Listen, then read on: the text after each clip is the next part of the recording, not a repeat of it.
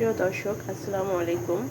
এখন আমি আপনাদেরকে দেখাবো রুটি সবজি দিয়ে খাওয়ার জন্য একটা সবজি, যেটা খুব দ্রুত রান্না করা যাবে। যাদের সকালে আসলে খুব সময় থাকে না, তাদের জন্য এই রেসিপিটা। তো আমি সবজিগুলো কেটে ধুয়ে এভাবে পানি ঝরাই নিচ্ছি। তো এই পর্যায়ে এখন আমি আগে চুলাটা গরম করে নিব। প্যানটা গরম হয়ে গিয়েছে। এই মুহূর্তে আমি তেলটা দিয়ে দিব। তেলটা গরম হয়ে গিয়েছে, এখন দিয়ে দিব অল্প কিছু পাঁচফোড়ন। যাদের এটা পছন্দ না তারা স্কিপ করতে পারেন, চাইলে কিছু জিরাও দিয়ে দিতে পারেন। এটাকে একটু নেড়ে নিব। এই মুহূর্তে কিন্তু জালটা মিডিয়ামে রাখবেন। হ্যাঁ, এখন দিব একটু বাটা মশলা, খুব বেশি না, অল্প পরিমাণে দিতে হবে। এটাকে এখন নেড়ে নিব কুসুম কালার পর্যন্ত।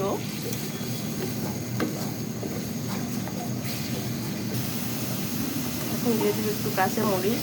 মরিচটা আসলে যে যার স্বাদ মতো দিবেন। কেউ অনেক বেশি পছন্দ করেন, কেউ একটু কম পছন্দ করেন, একটু মোটামুটি খেতে চান, তো সেই হিসাবেই মরিচটা আপনারা দিবেন। তো দেখতে পাচ্ছেন মশলাটা কিন্তু হালকা কুসুম কালার হয়ে গিয়েছে। হ্যাঁ, তো এই মুহূর্তে কিন্তু সবজিটা দিয়ে দিতে হবে।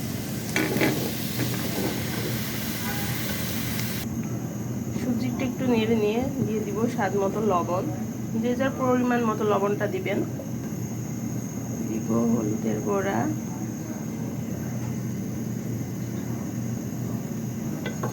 এটাকে এখন সুন্দর করে মিক্সড করে নিতে হবে।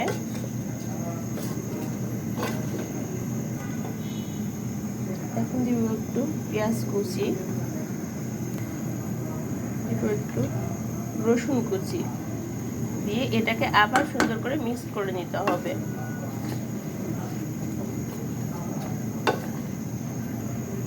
এখন সবজিটা আমি ঢাকনা দিয়ে ঢেকে দিব।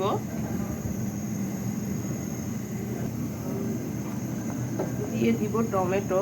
আমি আসলে টমেটো দিতে ভুলে গেছিলাম। এভাবেই ঢাকনা দিয়ে ঢেকে ঢেকে রান্না করতে হবে।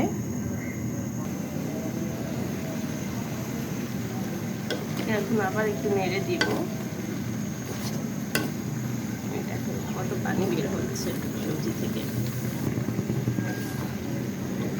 আপনাদের চাইলে পানি না দিয়েও রান্না করতে পারেন, যেহেতু আমি একটু ঝটপট রান্না করবো দ্রুত, কিন্তু আমি একটু পানি দিব।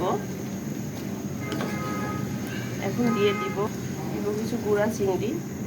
এটা আসলে স্বাদটা অনেক গুণ বাড়ায় দেয়। যদি কারো কাছে না থাকে বাসায় সেই মধ্যে, তাহলে এটাকে স্কিপ করে যাবেন, কোনো ব্যাপার না। যার যার পছন্দ মতো ঘরে যে সবজি থাকবে সেটা দিয়েই রান্না করতে পারবেন। তো এই মুহূর্তে কিন্তু আমি জালটা একটু বাড়াই দিব। বাড়াই দিয়ে 2 মিনিট মতো একটু কড়া জালে ভাজা ভাজা করে নিব। মিডিয়াম টু হাই দিব, একেবারে পুরোপুরি হাই না, মিডিয়াম টু হাই। হ্যাঁ, মিডিয়াম এবং পুরা হাইয়ের মতো যতটুকু হয় সেই পরিমাণ অনুযায়ী এরকম করে 1 মিনিট বা 1.5 মিনিট মতো ভেজে নিব।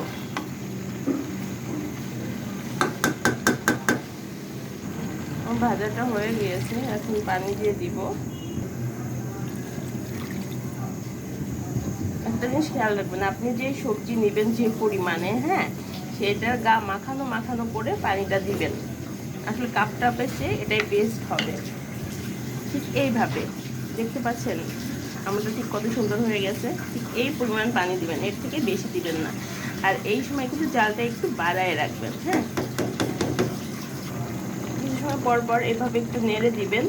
নেড়ে এখন এই মুহূর্তে একটু ঢাকনা দিয়ে ঢেকে দিব। যে দারুণ একটা ফ্লেভার বের হচ্ছে, আপনার রান্না না করলে বুঝতেই পারবেন না। দেখেন প্রায় কিন্তু হয়ে আসছে, স্যার হয়তো 5-7 মিনিট লাগবে আমার। এর মধ্যে কিন্তু আমার রান্নাটা কমপ্লিট হয়ে যাবে। এখন একটু ধনিয়া পাতা দিয়ে দিব। এখন তো ধনিয়া পাতা আসলে এত বেশি সুন্দর না আর কি। দেখেন আমার রান্না কিন্তু প্রায় শেষ হয়ে গেছে। হ্যাঁ, দর্শক দেখেন আমি একটু হালকা রস রাখবো।